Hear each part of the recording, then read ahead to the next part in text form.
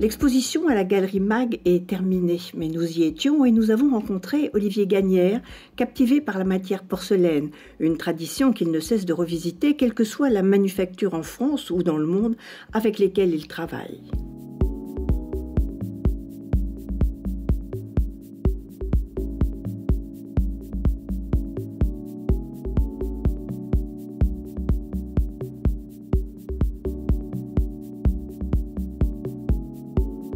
Avant toute chose, c'est des histoires de rencontres dans des ateliers avec des artisans.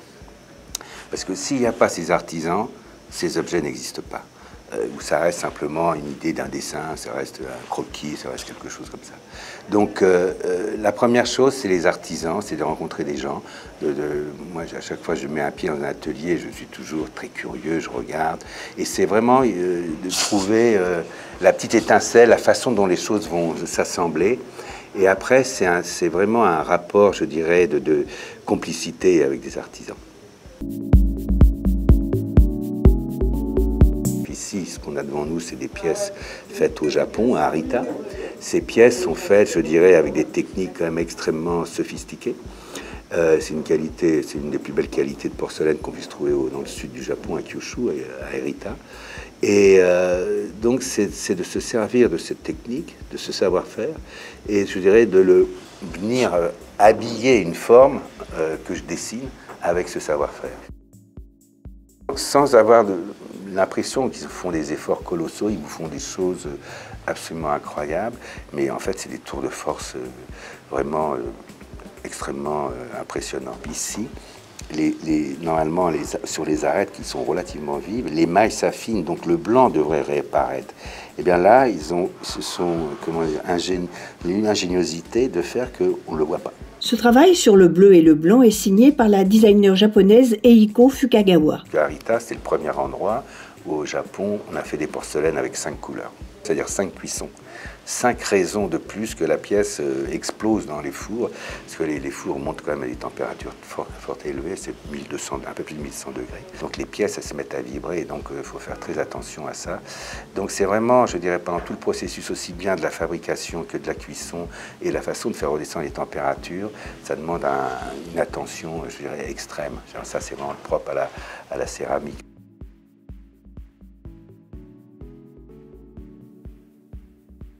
En fait, l'histoire, c'est qu'à chaque manufacture ou à chaque atelier, ces pièces ont quelque chose qui est spécifique à cet endroit. La principale caractéristique en Rio, c'est le pain main, mais vraiment entièrement peint à la main. Ce sont des femmes qui font ça, donc c'est un travail très minutieux. Les femmes ont leur métier porte un nom pas très flatteur pour une femme, ça s'appelle des peinteuses. Mais pourquoi pas.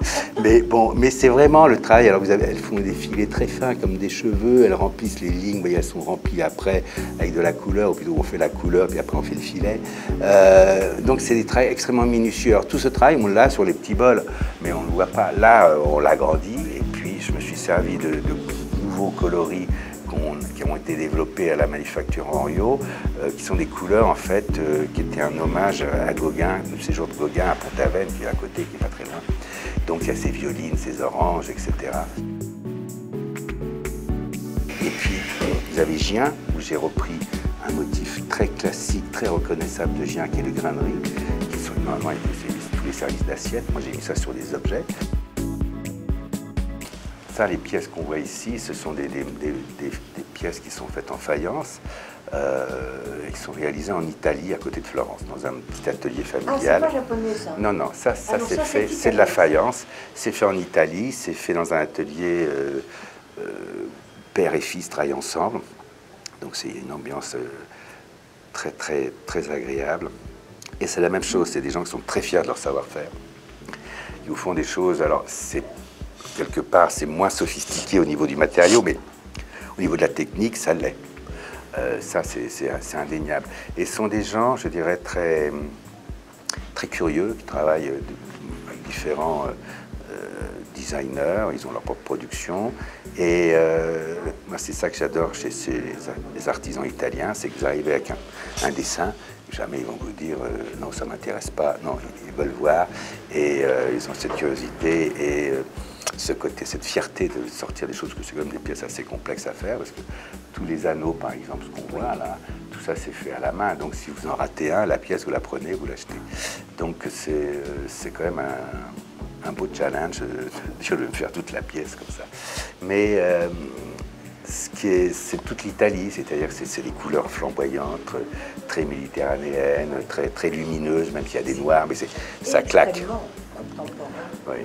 Et donc c'est le plaisir de faire chatoyer des couleurs, des oppositions, des mots. Et pour moi, c'était vraiment comment dirais-je, un amusement de faire chatoyer tout cela, quoi, en fait. Ça m'étonne. Et quel bonheur d'avoir ces petits chefs-d'œuvre chez soi pour que le quotidien soit un peu plus beau à chaque fois. Le beau, je vous le rappelle, est une énergie qui tire par le haut.